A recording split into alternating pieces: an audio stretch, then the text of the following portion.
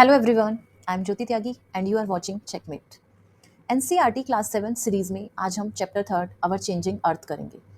और जैसे कि हम पिछले चैप्टर में पढ़ चुके हैं कि हमारा प्लैनेट अर्थ डायनेमिक है।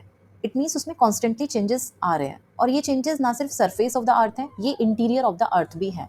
सो आज हम इस चैप्टर में उन चेंजेस के बारे में पढ़ेंगे और वो चेंजेस लाने के लिए जो फोर्सेज रिस्पॉन्सिबल हैं उनको देखेंगे। ठीक है, सो स्टार्ट करते हैं चैप्टर। द लिथोस्फीयर इज, अब देखो जैसे यहाँ पे एक वर्ड आया लिथोस्फीयर, सो सबसे पहले माइंड में क्लिक होना चाहिए कि लिथोस्फीयर क्या है, क्योंकि फर्स्ट चैप्टर में भी हम पढ़ चुके हैं। सो लिथोस्फीयर की अगर हम बात करें तो ये क्या है, हार्ड क्रस्ट है या top layer of the earth है। ठीक है, जिसको हम क्या बोलते हैं, लिथोस्फीयर। सो लिथोस्फीयर क्या है, मैनी पार्ट्स में डिवाइडेड है। इन्हीं पार्ट्स को हम क्या बोलते हैं, प्लेट्स बोलते हैं। और क्योंकि ये पार्ट किसके हैं, लिथोस्फीयर के हैं, सो ये क्या कहलाती है, लिथोस्फेरिक प्लेट्स कहलाती हैं। अगर हम लिथोस मतलब यानी कि सिंपल सा है कि जो लिथोस्फीयर है वो एज अ होल एक यूनिट नहीं है, वो बहुत सारे पार्ट्स में डिवाइडेड है। इन पार्ट्स को हम क्या बोलते हैं, प्लेट्स। और क्योंकि ये लिथोस्फीयर के पार्ट्स हैं so these called lithospheric plates. अगर हम बात करें प्लेट्स कितनी हैं, तो ये 7 मेजर प्लेट्स हैं। आप राइट डाउन कर लो साइड में, क्योंकि कुछ कुछ चीज़ें जो साथ में चलती होती हैं वो कहीं ना कहीं बुक में ही आप लिख लो। सो ये 7 मेजर प्लेट्स हैं और कुछ माइनर प्लेट्स भी हैं। और आपको सरप्राइज होगा कि ये जो प्लेट्स हैं, ये प्लेट्स क्या कर रही हैं, ये मूव कर रही हैं। अब फिर आप यही सोचोगे कि अगर मूव कर रही है तो हमें फील क्यों नहीं हो रहा है। हमें फील इसलिए नहीं हो रहा है क्योंकि ये फ्यू मिलीमीटर्स ऑनली, हम कहें तो फ्यू मिलीमीटर्स पर ईयर के हिसाब से मूव कर रही है। सो अगर हम बात करें कि अगर हम पर ईयर में देखें तो हो सकता है कुछ पोजीशन ना चेंज हो, लेकिन ओवर द ईयर्स प्लेट्स की पोजीशन में चेंजेस आता है बिकॉज ऑफ दिस मूवमेंट। और इस मूवमेंट का रीजन क्या है, मतलब अगर ये मूवमेंट कर रही हैं प्लेट्स तो क्यों कर रही हैं, उसका रीजन है molten magma inside the earth. क्योंकि देखो जो प्लेट्स हैं उनकी सिचुएशन कुछ ऐसे है जैसे कि आप पानी के ऊपर कागज के टुकड़े डाल दो तो आप देखोगे वो थोड़ा थोड़ा मतलब मूव करेंगे। ठीक है, तो क्योंकि जो हमारा लिथोस्फीयर है वो क्या है, वो एक तरीके से एस्थेनोस्फीयर के ऊपर ही है। अगर हम बात करें क्रस्ट के नीचे जो हम कहीं मेंटल, जो कि हम पिछले चैप्टर में जो लेयर्स हैं उनके बारे में पढ़ के आए हैं, सो मेंटल का एक पार्ट है एस्थेनोस्फीयर जो कि लिक्विड स्टेट में है। ठीक है, तो वहाँ पर मोल्टन मैग्मा है। अब क्योंकि वो लिक्विड है तो उसके ऊपर जो भी चीज़, जो भी ये प्लेट्स हैं वो क्या कर रही है, मूव कर रही है। क्योंकि वो मोल्टन मैग्मा भी क्या कर रहा है, सर्कुलर मैनर में मूव कर रहा है। ठीक है, अब क्योंकि ये प्लेट मूव कर रही है तो ये सरफेस पर क्या ला रही है, कुछ चेंजेस ला रही है। अब ये जो सरफेस पर चेंजेस आ रहे हैं और ये जो प्लेट्स मूव कर रही हैं तो इन पर कुछ फोर्सेस एक्ट कर रहे हैं। उन फोर्सेस को हम दो पार्ट्स में डिवाइड करते हैं। वो दो फोर्सेस क्या हैं, वो हैं endogenic forces and exogenic forces. अगर देखो हम जैसे इन वर्ड्स के ओरिजिन पे जाएं तो एंडो मीन्स होता है इंटीरियर और इनसाइड। ठीक है, और जेनिक मीन्स ओरिजिन। सो इंटीरियर में इनका ओरिजिन है, यानी दोज फोर्सेस, ठीक है, who act in the interior of the earth, that called endogenic forces. ठीक है, सो इनको हम क्या बोलते हैं, इनको हम बोलते हैं एंडोजेनिक फोर्सेस, जो कि कहाँ पे वर्क करते हैं, इंटीरियर ऑफ द अर्थ। ठीक है, अब इंटीरियर ऑफ द अर्थ जब ये वर्क करते हैं तो इनसे कुछ मूवमेंट होती है। अब वो या तो सडन मूवमेंट होती है, ठीक है, या फिर वो क्या होती है, स्लो मूवमेंट होती है। ठीक है, अब सडन मूवमेंट की बात करें तो देखो जैसे अर्थक्वेक है। अब आप देखो अर्थक्वेक में कुछ जो फोर्सेज हैं वो वर्क करते हैं कहाँ पर, इंटीरियर ऑफ द अर्थ, है ना। और फिर एक सडन मूवमेंट की वजह से ये अर्थक्वेक आता है। ऐसे हम वोल्केनो की बात करें तो वो भी forces interior of the earth he work करते हैं, जिनकी वजह से वोल्केनो इरप्ट्स होते हैं, या लैंडस्लाइड की बात करें। अब ये तो सडन फोर्सेज में हो गए, लेकिन कुछ इंटीरियर ऑफ द अर्थ जो मतलब फोर्सेज हैं वो वर्क करते हैं, लेकिन उनसे सडन मूवमेंट नहीं होके क्या होती है, स्लो मूवमेंट। इसको हम बोलते हैं डायस्ट्रॉफिक फोर्सेज। ठीक है, सो डायस्ट्रॉफिक में क्या होता है, जैसे बिल्डिंग ऑफ माउंटेन, जैसे कि अगर हम बात करें अपने देश में हिमालयन माउंटेन की ही, तो हिमालयन माउंटेन क्या है, वो अभी भी फॉर्म हो रहा है। सो that is example of endogenic forces, और एंडोजेनिक में भी वो डायस्ट्रॉफिक का एग्जाम्पल है। ठीक है, सो आई होप अभी तक क्लियर होगा सब चीज़ें। अब हम आते हैं एक्सोजेनिक पे। एक्सो मीन्स आउटर, आउटर, और जेनिक मीन्स ओरिजिन। सो यानी कि जिन फोर्सेस का ओरिजिन बाहर हो रहा है, यानी जिन फोर्सेस का हम कहीं ओरिजिन कहाँ हो रहा है, सरफेस पर हो रहा है, यानी इंटीरियर में नहीं हो रहा है, आउट में हो रहा है, बाहर हो रहा है, सरफेस ऑफ द अर्थ। सो वो फोर्सेस जो कि कहाँ वर्क करते हैं, सरफेस पर वर्क करते हैं ऑफ द अर्थ, उनको हम क्या बोलते हैं, एक्सोजेनिक फोर्सेस बोलते हैं। अच्छा, इसमें ये कैसे वर्क करते हैं, जैसे हम देखते हैं कुछ एक्टिविटी इरोजनल और डिपोजिशनल। इरोजनल और डिपोजिशनल एक्टिविटी की बात करें तो देखो सिंपल से वर्ड में आपने अगर मैं समझाऊं तो आपने देखा होगा कि जो पानी है वो अपने साथ कुछ ना कुछ बहा के ले जा रहा होता है। ठीक है, या हवा होती है वो अपने साथ कुछ कुछ उड़ा के ले जा रही होती है, उसमें वो कुछ मतलब हम कहीं सरफेस को थोड़ा थोड़ा टीयर कर रही है। या हम इसकी बात करें पानी की, तो क्या कर रहा है वो पानी, मतलब वो वॉर्न आउट कर रहा है जो भी रॉक्स हैं, मतलब ऐसे पानी जैसे कुछ कुछ चट्टानों को काट के ले जा रहा है अपने साथ धीमे धीमे, है ना, और लेके जा रहा है, फिर ट्रांसपोर्ट कर रहा है, और कहीं ना कहीं तो वो डिपोजिट भी कर रहा है ना। सो यही क्या है, इरोजनल और डिपोजिशनल एक्टिविटी है, और इसमें कुछ एजेंट काम करते हैं। जैसे भी हमने बात करी ना पानी की, तो मतलब जैसे रिवर वर्क कर रही है, विंड वर्क कर रही है, ठीक है, सी वेव्स भी वर्क कर रही हैं, और ग्लेशियर्स। ठीक है, सो ये 4 एजेंट हैं जिनकी वजह से क्या हो रहा है, इरोजनल और डिपोजिशनल एक्टिविटीज हो रही है। इनके बारे में भी हम पढ़ेंगे। ठीक है, so endogenic forces sometime produce sudden movement, ये हम पढ़ चुके हैं अभी। ठीक है, now we come to next page. यहाँ पर देखो एक ये डायग्राम दिया हुआ है, ठीक है, ये डायग्राम है वोल्केनो का। अब हम देखो इसमें मैग्मा चैम्बर की बात करें तो ये कहाँ पर है, ये मेंटल में है, ठीक है, उस पार्ट में है जिसको हम एस्टेनोस्फीयर बोलते हैं। और अगर हम देखें तो ये एक पाइप के थ्रू, जिसको हम वेंट बोलते हैं, इसके थ्रू ये मोल्टन मैग्मा क्या हो रहा है, या मोल्टन सारा जो मटेरियल है वो क्या हो रहा है, इरप्ट हो रहा है। सो इरप्ट हो रहा है, और हम कहीं यहाँ पर जो इसका माउथ है उसको क्या बोलते हैं, क्रेटर, ठीक है, उसको क्रेटर बोलते हैं। और जब ये बाहर आ जाता है मोल्टन मैग्मा तो हम इसको क्या बोलते हैं, लावा, ठीक है। और ना सिर्फ कि मोल्टन मटेरियल ही इरप्ट होता है, गैसेस और ऐश ये सब भी इरप्ट होता है, ठीक है। सो अभी हमने एक तो वोल्केनो पढ़ा था सडन मूवमेंट्स में। अगर हम एंडोजेनिक फोर्सेस की बात करें तो सडन जो मूवमेंट्स की वजह से एक तो हमने वोल्केनो पढ़ा था, उसके बाद हमने अर्थक्वेक भी पढ़ा था। तो ये अर्थक्वेक क्या है, अगर देखो हम बात करें लिथोस्फेरिक जो प्लेट्स हैं जब वो मूव करती हैं तो अर्थ में क्या होती है, वाइब्रेट, मतलब कुछ वाइब्रेशंस होती हैं, और इन्हीं वाइब्रेशंस को हम क्या बोलते हैं, इन्हीं वाइब्रेशंस को हम अर्थक्वेक बोलते हैं। तो फिर आपको ये लग रहा होगा कि ये प्लेट्स तो मूव कर ही रही हैं, है ना, फ्यू मिलीमीटर्स। एक्चुअली देखो ये तो उनकी एक रेगुलर मूवमेंट है, बट सडन जब वो एक दूसरी प्लेट से हिट कर जाती है, टकरा जाती हैं या ब्रोकन हो जाती हैं, तो एक सडन मूवमेंट होती है, ठीक है। अब वो कुछ सडन फोर्सेस की वजह से जब वो ये वाइब्रेशंस होती हैं, इन वाइब्रेशंस को हम क्या बोलते हैं, अर्थक्वेक। अब अर्थक्वेक में आपने कभी कभी न्यूज़ में जब अर्थक्वेक की न्यूज़ आ रही होती है तो आपने एपीसेंटर सुना होगा एक शब्द, ठीक है। फोकस तो माइट भी नहीं सुना हो, लेकिन एपीसेंटर आपने जरूर सुना होगा, ठीक है। न्यूज़ में ये बताया जाता है कि जो अर्थक्वेक था उसका एपीसेंटर कहाँ था। तो हम एपीसेंटर बाद में देखेंगे, पहले हम फोकस पे आते हैं। देखो फोकस क्या है, जहां मतलब सरफेस पर हम अगर कहें, जो फोकस है ये interior of the earth, interior of the earth मतलब जिसको हम नहीं देख पा रहे हैं, इंटीरियर ऑफ द अर्थ एक ऐसा पॉइंट है जहां से ये सीस्मिक एनर्जी क्या हुई है, ओरिजिन हुई है। जहां से ये जो अर्थक्वेक आया है इसके लिए जो एक एनर्जी ओरिजिन हुई है, जिस पॉइंट से ये एनर्जी ओरिजिन हुई है उसको हम क्या बोलते हैं, फोकस, ठीक है। इसको हाइपोसेंटर भी बोलते हैं, HYPOCENTRE, हाइपोसेंटर भी बहुत सारी जगह, क्योंकि एग्जाम में हाइपोसेंटर भी लिख के आता है आजकल, ठीक है। तो कंफ्यूज नहीं होना है, write down on the book. So ये तो फोकस है, ये तो हाइपोसेंटर है, और ये कहाँ है, ये बीनीथ द क्रस्ट है, इंटीरियर ऑफ द अर्थ है, ये पॉइंट जहाँ से सीस्मिक एनर्जी ओरिजिन हो रही है। बट जस्ट हम कहीं above this point on the crust, यानी कि सरफेस पर जो पॉइंट है, जस्ट हम कहीं इसके ऊपर, वो पॉइंट क्या है, एपिसेंटर है, ठीक है। यानी फोकस के जस्ट ऊपर सरफेस पर जो पॉइंट है दैट इज कॉल्ड एपिसेंटर। यानी फर्स्ट यहाँ पर सबसे पहले जो हम कहें अर्थक्वेक की वेव्स हैं वो यहाँ पर फील होती है, ठीक है। सो ये दोनों पॉइंट आई होप समझ में आ गया आपको, एपिसेंटर भी और फोकस भी। Now we come to three waves. देखो जब भी हमें अर्थक्वेक फील होता है तो वो हमें थ्री वेव्स के थ्रू फील होता है। ये अर्थक्वेक की हम कहें तो थ्री वेव्स होती है, ठीक है। इन वेव्स के नाम है पी वेव्स, ठीक है, P waves, S waves and L waves, ठीक है। अब ये जो पी वेव्स हैं इनको हम प्राइमरी वेव्स भी बोलते हैं, ठीक है। पी वेव्स को हम प्राइमरी वेव्स भी बोलते हैं।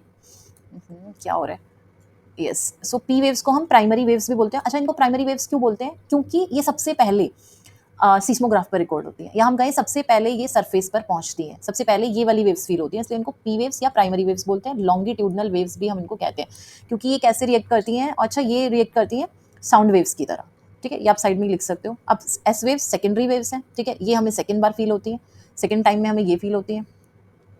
सो इनको हम ट्रांसवर्स वेव्स बोलते हैं, और ये लाइट वेव्स की तरह बिहेव करती हैं। और एंड में जो हमें फील होती हैं वो एल वेव्स हैं, ठीक है। इनको सरफेस वेव्स भी बोलते हैं। ये एंड में हमें सबसे मतलब एंड में आती हैं ये सरफेस के ऊपर, बट ये सबसे ज़्यादा डिस्ट्रक्शन करती हैं। जो सबसे ज़्यादा हम कहें कि मतलब एक तरीके से तबाही आती है ना, वो इन्हीं वेव्स की वजह से आती है, एल वेव्स, ठीक है। मतलब एक क्वेश्चन ऐसे भी हो सकता है कि सबसे ज़्यादा डिस्ट्रक्शन किस वेव से होता है, वो एल वेव से होता है, ठीक है। सबसे पहले कौन सी पहुंचती हैं, तो वो पी वेव्स पहुंचती हैं, ठीक है। So although earthquakes can not be predicted, so अभी तक ऐसी कोई टेक्निक्स डेवलप नहीं हुई हैं कि अर्थक्वेक को प्रिडिक्ट किया जा सके, बट हाँ हम उसके इफेक्ट को श्योरली क्या कर सकते हैं, मिनिमाइज कर सकते हैं। और वो हम कैसे कर सकते हैं मिनिमाइज, कि अगर हम पहले से प्रिपेयर होंगे। पहले से प्रिपेयर कैसे होंगे, हमें तो नहीं पता ना अर्थक्वेक कब आएगा, बट हम पहले से, जैसे अभी आपने देखा होगा स्कूल्स में मॉक ड्रिल, ऑफिस में मॉक ड्रिल्स होती हैं, ठीक है। सो हम ऐसे प्रिपेयर हो सकते हैं, और उससे हम डिस्ट्रक्शन को कम कर सकते हैं, उसके इफेक्ट को कम कर सकते हैं। और दूसरा हम जैसे कि मतलब बहुत बार देखा गया है कि जो एनिमल्स होते हैं ना, एनिमल्स के बिहेवियर में कुछ चेंजेस आता है, तो अगर हम उन पे स्टडी करें, जैसे कि इसमें दिया भी है, और आप लोगों ने सुना भी होगा अपने बड़े बुजुर्गों वगैरह से, कि इनमें एनिमल्स के बिहेवियर में चेंजेस आता है जब कुछ ऐसी डिजास्टर आने वाली होती है। जैसे सांप हैं वो बिल से बाहर आने लगेंगे, या मछलियां हैं वो कुछ डिफरेंट एक्टिविटी करने लगेंगी। सो अगर इन पर स्टडी की जाए तो माइट भी तभी भी पॉसिबल है कि हम कुछ डिजास्टर्स को प्रिडिक्ट कर पाए। अब जैसे यहाँ पर एक ये दिया हुआ है एक केस स्टडी टाइप में ही, कि 2001 में जब हम स्कूल में रहे थे, मतलब स्कूल में रहे थे हम जब 26 जनवरी 2001 की बात है, तब भुज एक जगह है गुजरात में, ठीक है। वहाँ अगर हम कहें तो 6.9 मैग्नीट्यूड का अर्थक्वेक आया था रिक्टर स्केल पे। आप समझ सकते हो एक्चुअली 6 के ऊपर जो भी अर्थक्वेक आते हैं, ठीक है, वो बहुत हम कहें तो मेजर अर्थक्वेक बोले जाते हैं, क्योंकि वो बहुत ज़्यादा डिस्ट्रक्शन करके जाते हैं। अब आपको यहाँ पे यही लग रहा होगा रिक्टर स्केल क्या है, एक बार इसके बारे में भी बात कर लेते हैं। रिक्टर स्केल क्या है, देखो अभी मैंने जैसे आपको बताया था सीस्मोग्राफ, ठीक है, यहाँ पर ये देखो ये सीस्मोग्राफ दिया हुआ है। ये क्या है, एक मशीन है या हम कहें एक यंत्र है, इक्विपमेंट है, जिसमें कि जिसके थ्रू मतलब हम क्या करते हैं, अर्थक्वेक को मेजर करते हैं, जिसके through, it means that is a machine. Okay, अब फिर ये रिक्टर स्केल क्या है, रिक्टर स्केल क्या है कि ये वो स्केल है जिस पर मतलब कि अर्थक्वेक उसका मैग्नीट्यूड चेक होता है। देखो सिंपल सा है, अगर रिलेट कर सकते हो तो ऐसे समझ लो जैसे कि हम कहें तो हम फीवर या फिर हम कहें कि हम जो टेम्परेचर है वो किस इक्विपमेंट के थ्रू चेक करते हैं, तो वो हम किसके थ्रू करते हैं, thermometer. So that is equipment. But scale क्या है, स्केल होता है सेल्सियस, है ना, या Fahrenheit. So that is scale. So I guess आपको समझ में आ गया होगा रिलेट करके जो मैंने बताया कि अगर आपसे पूछा जाता है इक्विपमेंट क्या है जिसके थ्रू हम अर्थक्वेक को मेजर करते हैं, तो वो है सीस्मोग्राफ। और किस स्केल पे करते हैं, तो वो क्या है, वो है हमारा रिक्टर स्केल। ठीक है, वो हमारा रिक्टर स्केल है। और रिक्टर स्केल पे कोई भी अर्थक्वेक अगर वो 6 से ऊपर मैग्नीट्यूड का है, तो वो एक तरीके से बहुत मेजर अर्थक्वेक होता है, क्योंकि उसके बाद काफ़ी हम कह सकते हैं बहुत डिस्ट्रक्शन हो जाता है, बहुत ज़्यादा। ठीक है, अर्थक्वेक के लिए क्या हम प्रिपेयर कर सकते हैं, ये एग्जाम के पॉइंट ऑफ व्यू से तो कोई इंपॉर्टेंट नहीं है, बट हाँ लाइफ के पॉइंट ऑफ व्यू से बहुत इंपॉर्टेंट है। सो एक बार देख लेते हैं। देखो हमें क्या करना चाहिए, सेफ स्पॉट ढूंढना चाहिए अंडर द किचन काउंटर, या फिर कोई ऐसी हार्ड टेबल जो कि मजबूत हो काफ़ी, उसके अंडर हम बैठ सकते हैं। हमें फायर प्लेसेस से दूर रहना चाहिए उस समय, हमें मिरर्स से दूर रहना चाहिए, चिमनीज से दूर रहना चाहिए, और हमें अवेयरनेस मतलब स्प्रेड करनी चाहिए। तो ये सब चीज़ें हैं जो हम कर सकते हैं। ठीक है, now come to next page, major landforms. अब देखो अभी अगर हम एक मिनट की समरी करें, ठीक है, रिकैप करें चीज़ों को, तो अभी तक हमने पढ़ा कि अर्थ में क्या हो रहे हैं, अर्थ में चेंजेस आ रहे हैं। अब वो चेंजेस आ रहे हैं क्योंकि जो हमारा लिथोस्फीयर है वो कुछ प्लेट्स में डिवाइड है। लिथोस्फेरिक प्लेट्स वो मेजर 7 प्लेट्स हैं, कुछ माइनर प्लेट्स हैं। अब वो प्लेट्स में जो मूवमेंट हो रही है वो किस वजह से हो रही है, मोल्टन मैग्मा की वजह से हो रही है। ठीक है, अब क्योंकि वो मूवमेंट हो रही है तो सरफेस पे ऑब्वियसली कुछ चेंजेस आ रहे थे। उन चेंजेस की वजह को हमने दो उसमें बांटा है, जिन वजह से वो चेंजेस आ रहे हैं, जिन फोर्सेस के थ्रू, उन फोर्सेस को हमने दो पार्ट्स में बांटा, एंडोजेनिक, एक्सोजेनिक। ठीक है, एंडोजेनिक में अगर हम आते हैं तो वो interior of the earth work करते हैं। इंटीरियर ऑफ द अर्थ जब वर्क करते हैं तो स्लो प्रोसेस होता है, या तो ठीक है, या तो स्लो मूवमेंट होती है, या तो फिर क्या होती है, फास्ट मूवमेंट होती है। ठीक है, सडन मूवमेंट होती है। सडन मूवमेंट में हमने वोल्केनो पढ़ा, हमने लैंडस्लाइड पढ़ा, हमने अर्थक्वेक पढ़ा। ठीक है, ठीक है, हमने और सडन मूवमेंट में हमने ये सब पढ़ा। और स्लो मूवमेंट में हमने क्या पढ़ा है, जिसको हम डायस्ट्रोफिक बोलते हैं, उसमें हमने पढ़ा क्या, उसमें हमने पढ़ा बिल्डिंग ऑफ माउंटेन। ठीक है, देन हम एक्सोजेनिक पे आए। तो अब ये क्या है, हम यहाँ पे मेजर लैंडफॉर्म्स देखेंगे, क्योंकि जब हम एक्सोजेनिक पे आ रहे हैं तो इरोजनल और डिपोजिशनल भी हमने चीज़ें पढ़ी थी। तो इरोजनल और डिपोजिशनल में जब वो वर्क करेंगे और एजेंट्स के थ्रू, जो हमने 4 एजेंट देखे थे, विंड, वाटर मतलब रिवर, ठीक है, सी वेव्स और ग्लेशियर्स। सो कुछ अब देखो कहीं ना कहीं से जब इरोजन होगा तो वहाँ भी कुछ लैंड अलग तरीके से लैंड फॉर्म्स बनेंगे, और जहाँ पर जाकर वो डिपोजिट करेंगे वहाँ भी बनेंगे। तो उन्हीं मेजर लैंड फॉर्म्स के बारे में हम पढ़ेंगे। ठीक है, देखो हो सकता है कि आपको लगे कि मैम रिकैप क्यों कराती है, बट मेरा मानना यह है कि अगर हम 1-2 मिनट में रिकैप कर लेते हैं ना, सो वो परमानेंटली थोड़ा सेटल हो जाता है हमारे माइंड में। ठीक है, so major landforms, the landscape is being continuously worn away by 2 process, weathering and erosion. ठीक है, अब ये वेदरिंग क्या है, देखो वेदरिंग में और इरोजन में फर्क ये है कि इरोजन में हम ट्रांसपोर्टेशन को लेते हैं, मतलब जब कोई चीज़ वियरिंग अवे हो जाती है, मतलब उसको वियरिंग वहाँ से मतलब कोई भी एजेंट हटा के ले जाता है। सो वियरिंग अवे जब हो जाती है तो that is called erosion. Weathering में सिंपल क्या है, ब्रोकन ऑफ रॉक्स। ठीक है, जब मतलब कि जो रॉक्स हैं वो ब्रोकन हो जाती हैं तो उसको हम क्या बोलते हैं, वेदरिंग बोलते हैं। अब ये केमिकल प्रोसेस की वजह से भी होती है और फिजिकल प्रोसेस भी, वो हम 11th क्लास में पढ़ेंगे। ठीक है, so erosion is the wearing away of the landscape by different agents, जो एजेंट्स अभी हमने पढ़े। ठीक है, लाइक वाटर, विंड, आइस। और ये इरोडेड मटेरियल है। अब जब इसको देखो कहीं ना कहीं तो कैरी करके ले जाया जाएगा, और ले जाया जाएगा तो कहीं ना कहीं क्या किया जाएगा, मतलब ट्रांसपोर्ट के साथ डिपोजिट भी तो किया जाएगा। सो यही प्रोसेस अब हम देखेंगे, इरोजन, डिपोजिशन। ठीक है, सो इन इरोजन और डिपोजिशन के प्रोसेस में हमने जैसे कहा बहुत सारे लैंडफॉर्म्स होंगे और उनके बारे में हम पढ़ेंगे। सो वन बाय वन एक एक एजेंट को हम देखते हैं, जैसे वर्क ऑफ वाटर या work of river. So running water की हम बात करें तो running water erodes the landscape. जैसे हमने बात करी ना, पानी जब पानी का बहाव तेज होता है तो क्या करता है, चट्टानों को काटता है ना, चट्टानों को काट काट के अपने साथ लेके जाता है। सो इरोड करता है मतलब वो, है ना। अच्छा, जब हम बात करें रिवर टम्बल्स, टम्बल्स मतलब बहुत हम कहें एकदम तेजी से गिरती है, एट स्टीप एंगल, जैसे खड़े ढाल से नहीं गिरती है, जैसे कि आप इसमें देख भी पा रहे हो, है ना। तो जब नदी, रिवर एकदम खड़े मतलब स्टीप एंगल हम कहें खड़े ढाल से गिरती है, और जब वो खड़े ढाल से नीचे गिरती है ना, तो उससे ही क्या बनता है, वाटरफॉल बनता है। ठीक है, ये एग्जाम्पल यहाँ पे आप देख भी पा रहे हो। तो यानी कि अगर हम कहें तो ये वर्क ऑफ रिवर है, और ये भी जो वाटरफॉल है ये वर्क ऑफ इरोजन है। ठीक है, अगर हम बात करें तो ये वर्क ऑफ इरोजन है। ये किसका इरोजनल वर्क है, ये वाटर का है या रिवर का इरोजनल वर्क है। ठीक है, अब जब नदी की हम बात करें, अब जब वो प्लेन में आ जाती है यानी मैदान में उतर आती है ऊपर से, तो उसकी स्पीड क्या हो जाती है, कम हो जाती है। और जब उसकी स्पीड कम होती है ना, तो वो ऐसे ऐसे करके थोड़ा कम स्पीड से बहती है, तो वो ऐसे मतलब टर्न ट्विस्ट ऐसे करती रहती है। ठीक है, सो जब ये ट्विस्ट आते हैं तो आप देख रहे हो बड़े बड़े ये बैंड बन रहे हैं ऐसे, जब ये नदी ऐसे ऐसे ट्विस्ट हो रही है तो यहाँ यहाँ बड़े बड़े आप बैंड देख रहे हो, इन्हीं बैंड्स को हम क्या बोलते हैं, मींडर्स। ठीक है, जो लार्ज बैंड्स बनते हैं इनको हम क्या बोलते हैं, मींडर्स। जब मतलब यानी कि दो चीजें से क्लियर हो जानी चाहिए आपको कि जब रिवर प्लेन में एंटर करेगी, ठीक है, प्लेन में एंटर करेगी, यानी ये जो मींडर्स है कहाँ बनेंगे, प्लेन में, क्योंकि वहीं पे वो टर्न ट्विस्ट करेगी ना, वहाँ पे उसकी स्पीड कम होगी, तो वहाँ पर ये क्या बनेंगे, मींडर्स बनेंगे। और अगर हम बात करें तो ये डिपोजिशनल वर्क है, जैसे अभी हमने वाटरफॉल का पढ़ा, वो क्या है, इरोजनल वर्क है, ये डिपोजिशनल वर्क है। अब देखो जब ऐसे ऐसे वो बैंड बन रहे हैं, तो अब क्या होगा, धीरे धीरे ये दोनों ही हम कहें, दोनों ही कोनों पर, मतलब ये जो कॉनकेव वाला कोना है और ये जो कॉन्वेक्स वाला कोना है, इन्हीं दोनों पर क्या होगा, इरोजनल और डिपोजिशनल वर्क चलेगा। जैसे मतलब अभी ये डिटेल में हम 11 में पढ़ेंगे, जैसे यहाँ ये कॉनकेव है, यहाँ पर इरोजनल वर्क चल रहा है, यहाँ डिपोजिशनल वर्क चल रहा है, तो ये दोनों वर्क साथ साथ चल रहे हैं। इसके चलते चलते देखो ये थोड़ा थोड़ा लूप जो है अलग होना शुरू हो जाएगा। ठीक है, जब ये अलग होना शुरू होगा तो ये ऐसे कट जाएगा, ये ऐसे कट के अलग हो जाएगा, तो एक छोटी सी लेक बनेगी, जिस लेक को हम क्या बोलते हैं, ओक्सबो लेक। ठीक है, तो अब ओक्सबो लेक समझ में आया, यानी ओक्सबो लेक भी वर्क ऑफ रिवर है या वर्क ऑफ वाटर है, और ये किसके थ्रू बन रहा है, ये इरोजनल, हम कहें इरोजनल वर्क के थ्रू बन रहा है। ठीक है, सो ऐसे करके आप इसमें बहुत सारे ये देखोगे, और ये बहुत इंपॉर्टेंट चैप्टर है, ये एग्जामिनर्स का मैं कहूँ तो फेवरेट चैप्टर है, इसमें से आता ही आता है, चाहे आप सीटेट के लिए पढ़ रहे हो, चाहे आप DSSB के लिए पढ़ रहे हो, या फिर आप किसी मतलब अदर कॉम्पिटिटिव एग्जाम्स के लिए पढ़ रहे हो, ये चैप्टर एग्जामिनर्स का फेवरेट है, क्योंकि इसमें बहुत सारे लैंडफॉर्म्स दिए होते हैं, और कैसे भी करके आ जाता है कि किसका वर्क है, और डिटेल में पूछ लेते हैं कई बार, इरोजनल वर्क है, डिपोजिशनल वर्क है। ठीक है, so you should be clear, और कई बार तो मैचदा में भी आ जाता है, तब तो आपको और ज़्यादा क्लियर होना चाहिए। सो अब क्या होता है, देखो ये अगर हम बात करें, जब आपने देखा होगा कि जब रिवर क्या करती है, रिवर फ्लो करती है, ठीक है, रिवर ओवरफ्लो हो जाती है, ओवरफ्लो अपने किनारों से बाहर बहने लगती है, इसी को जिसको हम फ्लड भी बोलते हैं। सो फ्लडिंग के दौरान क्या होता है कि वो नेबर जो उसके नेबरिंग एरियाज होते हैं, वहाँ पूरा का पूरा एक डिपॉजिट कर देती है लेयर्स को। ठीक है, जब वो जो मतलब डिपॉजिट करती है, उसमें क्या होता है, फाइन सॉइल होती है। ठीक है, इस फाइन सॉइल्स, इन सेडिमेंट्स को वो जो पूरा बिछा देती है वो पूरे एरिया में, तो इन्हीं को हम क्या बोलते हैं, इन्हीं को हम फ्लड प्लेन बोलते हैं। और ये फ्लड प्लेन क्या होते हैं, बहुत फर्टाइल होते हैं, एग्रीकल्चर के लिए हम कहें तो एक तरीके से बून है, क्योंकि जब नदी इस तरीके से ओवरफ्लो होती है और आसपास के एरिया में ये पूरा जो अपना सिल्ट सेडिमेंट्स है ये सब पूरा बिछा देती है, इससे जो फ्लड प्लेन बनते हैं, ये एग्रीकल्चर के लिए बहुत इंपॉर्टेंट है, क्योंकि ये बहुत फर्टाइल होते हैं। ठीक है, रेज्ड बैंक्स जो नेचुरल हम कहें, नेचुरल बैंक है, ठीक है, नेचुरल जो रेज्ड बैंक्स हैं उनको हम क्या बोलते हैं, लेवीज। उनको हम क्या बोलते हैं, लेवीज। मतलब लेवीज क्या है, यानी कि नेचुरल बैंक्स हैं, raised banks of the river. ठीक है, अब रिवर क्या कर रही है, अब धीरे धीरे अप्रोच कर रही है, कहाँ, सी की तरफ, पहाड़ों से उतर आई। ठीक है, वाटरफॉल बन गया, वाटरफॉल के बाद हमने पढ़ा मींडर बन गया, फिर मींडर जो था लार्ज बैंड्स थे। ठीक है, वो किससे बने थे, डिपोजिशनल से बने। फिर हमने ऑक्सबो लेक पढ़ी, फिर हमने फ्लड प्लेन भी पढ़ लिए, अब लेवीज भी पढ़ लिए जो कि रेज्ड वो है।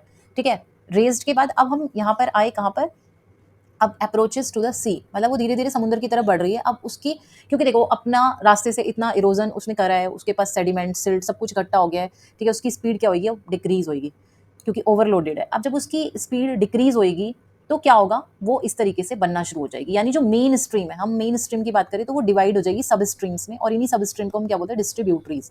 यानी when main river divided into some small streams, so these small streams called distributaries. ठीक है, अब ये डिस्ट्रीब्यूटरीज जो होती हैं, ये डिस्ट्रीब्यूटरीज हर एक का अपना माउथ मतलब ये बनाती हैं, यानी वहां लाकर ये अपना जो भी डिपॉजिट है, मतलब जो भी सिल्ट वगैरह है, जो भी सेडिमेंट्स है, वो सब लाके यहाँ डिपॉजिट कर देती है, और ऐसे कलेक्टिवली इन सबके माउथ को हम क्या बोलते हैं, डेल्टा। इन्हीं के सबके कलेक्टिवली माउथ से क्या फॉर्म होता है, डेल्टा, जो कि बहुत फर्टाइल होता है। अच्छा, सबसे बड़ा वर्ल्ड का डेल्टा कौन सा है, Sundarban delta.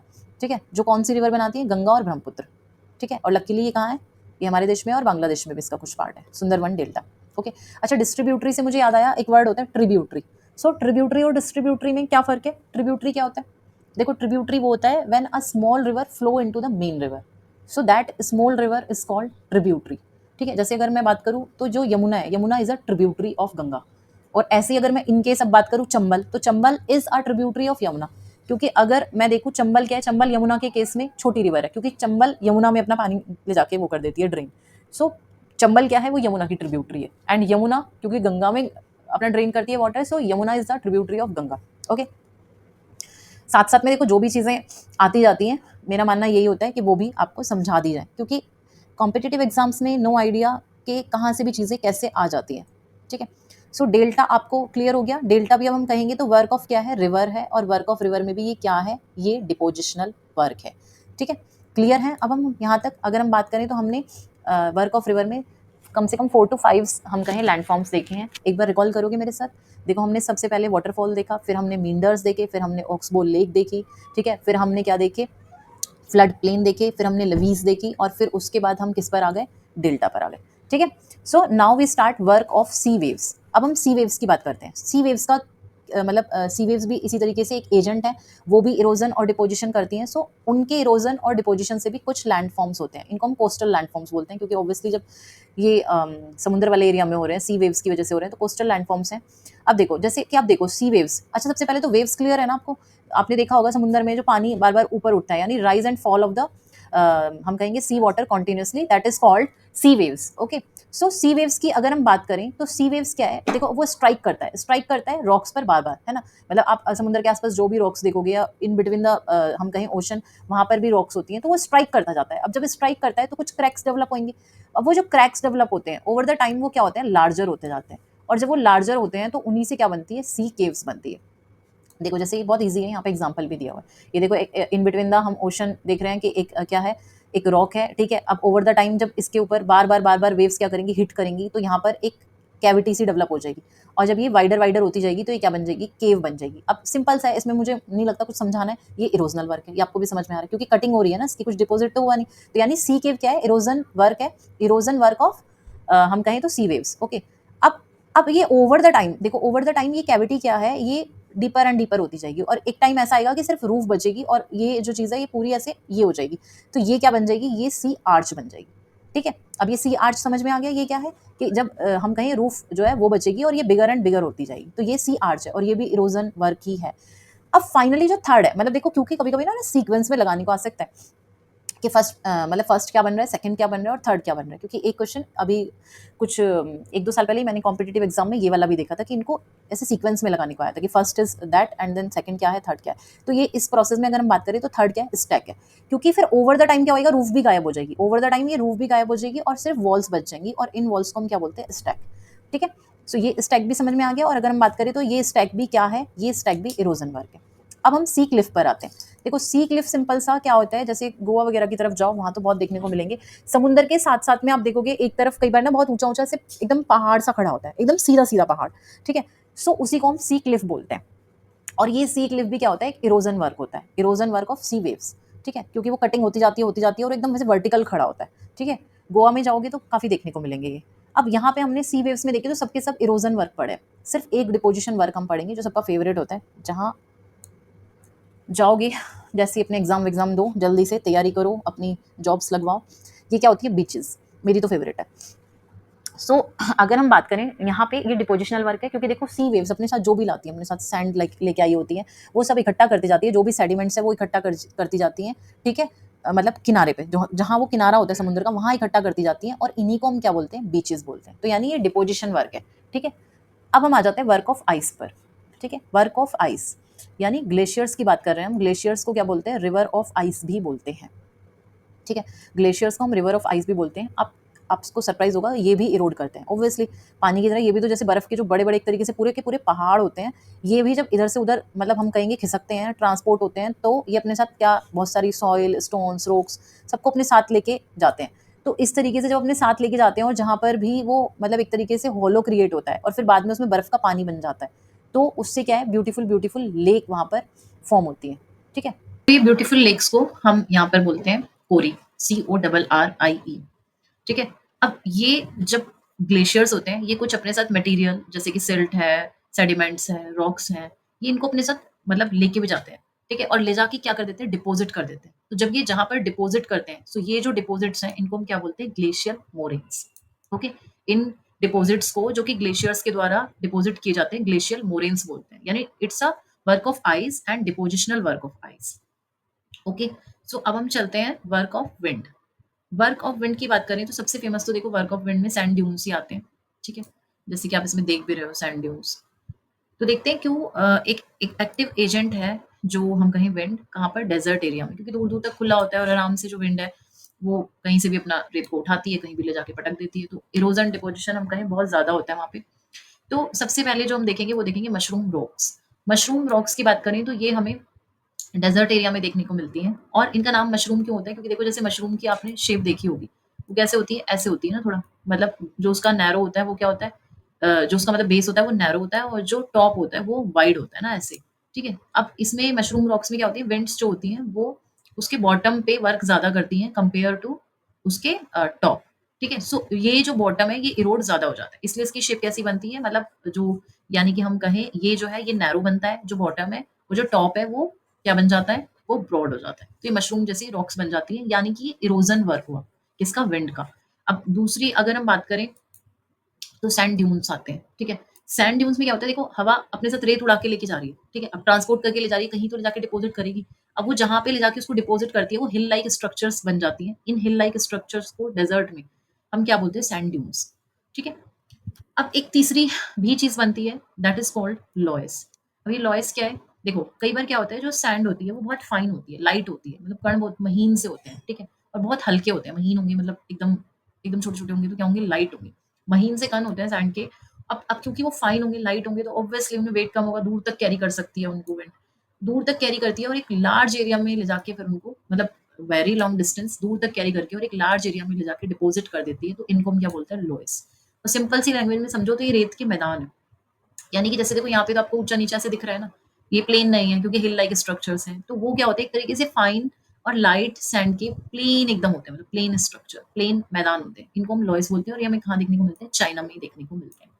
So I hope आपको क्लियर हो गया होगा, लैंडफॉर्म्स हमने जो वन बाय वन सबके पढ़े, ठीक है? हमने इसमें सी जो वेव्स हैं उनके पढ़े, फिर हमने ग्लेशियर का वर्क भी पढ़ा, रिवर का हमने पहले ही पढ़ लिया था और विंड का भी पढ़ा, ठीक है? अब मेरी रिक्वेस्ट आपसे यही है कि एक बार जो एक होता है ना, मेंटर तो चाहिए ही होता है, अब आपने ये यहाँ पर एक बार रीडिंग कर ली, सेकंड रीडिंग आपकी खुद होनी चाहिए और that should be with NCERT books, ठीक है? आप अपनी एनसीईआरटी बुक खरीदो, उसमें एक सेकंड रीडिंग करो एंड एग्जाम टाइम पे एक थर्ड रीडिंग करो, ठीक है? So thank you. अगर आपको वीडियो पसंद आई है तो प्लीज लाइक करें and do subscribe our channel for more videos. Thank you.